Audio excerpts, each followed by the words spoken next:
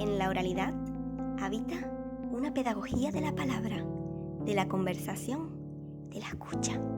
Una pedagogía lenta que nos ofrece tramas que reflexionan sobre el papel de la mujer, sobre nuestra deuda con la naturaleza, sobre cómo construir y transmitir una cultura de paz, sobre el valor de las vidas en cualquiera de sus formas, sobre la responsabilidad de nuestros actos y los efectos en los demás, sobre nuestras obligaciones para y con el otro, y sobre cómo la cultura y las culturas son la única arma legítima a esgrimir. La palabra nace para comprender y comprendernos. La palabra teje los cordones de plata que nos vinculan y permiten responder en lo cotidiano y en lo político a esa pregunta sobre si podremos vivir juntos. Cuento y oralidad nos invitan, pero también nos empujan a dialogar y a un reflexionar profundo sobre nosotros, los otros y el mundo. La palabra es la memoria y también la imaginación. Construye no solo el espacio, sino que instaura una narrativa que da sentido a esos tres fantasmas dickensianos: pasado, presente y futuro. Y esa narrativa somos nosotros y nosotras. Sin palabra no somos personas. El nuevo pacto tecnocientífico ha conseguido secuestrar la presencialidad de los cuerpos y llevarlos a las pantallas.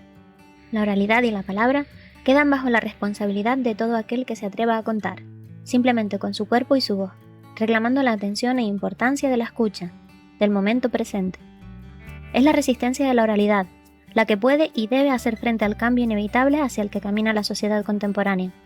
La velocidad de respuesta a cualquier consulta rápida en los buscadores ha transformado a gran parte de la sociedad en seres de consumo rápido, sin capacidad de pausa, crítica y reflexión. Pero no todo es malo. En la era digital, la tecnología es una herramienta facilitadora, en este caso, para almacenar y transmitir historias. El consumo a través de las pantallas debe tener como objetivo la reflexión, el aprendizaje, diversión y emoción que ofrece la oralidad.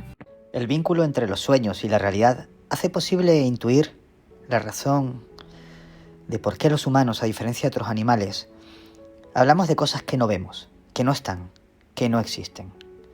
Sin ficciones, sin cuentos, sin oralidad, no inventamos ni imaginamos, solo reproducimos. Los cuentos versan sobre las consecuencias de los excesos y narran las respuestas para restablecer el equilibrio. Los personajes yerran de forma voluntaria o inconsciente y su aventura resulta un viaje educativo donde aprenden a tomar decisiones pensando en los demás. Portan, sin moralina, una moral intersubjetiva. Los cuentos provienen de conjugar memoria y experiencia. Cualquier persona hospeda su propio cuento, uno que de ser narrado lo distancia del yo y le permite mirarse como a un extraño. Narrarnos, nos resignifica. El cuento, que proviene de las propias palabras, lo dota de autenticidad y lo convierte en la materia prima del hecho literario.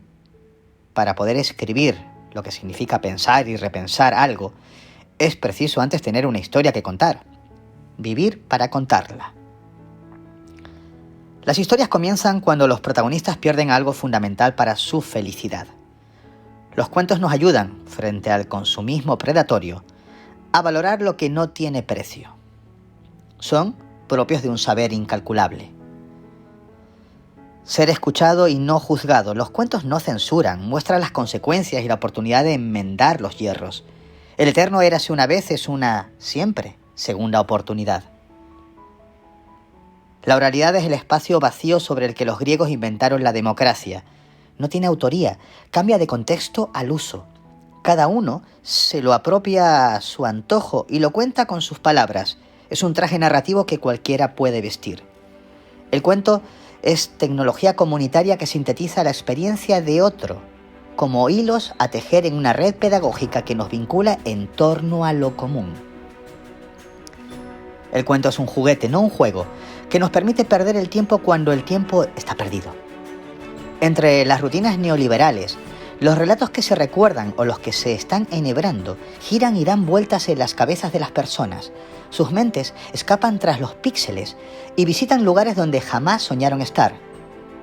Los cuentos susurran que no se puede cambiar ni el pasado ni el futuro, pero que visitar ambos con frecuencia nos permite habitar el presente con mayor conciencia.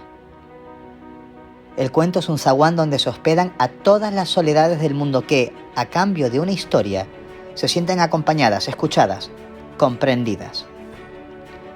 La oralidad es la voz de los silenciados, las invisibilizadas, los derrotados, las exiliadas, los pobres, las miserables, los cosificados, las diferentes, la voz de todas y todos más allá de las fronteras de lo mediático, las voces que narran otras maneras posibles e imposibles de estar en el mundo, no como anfitriones, sino como huéspedes.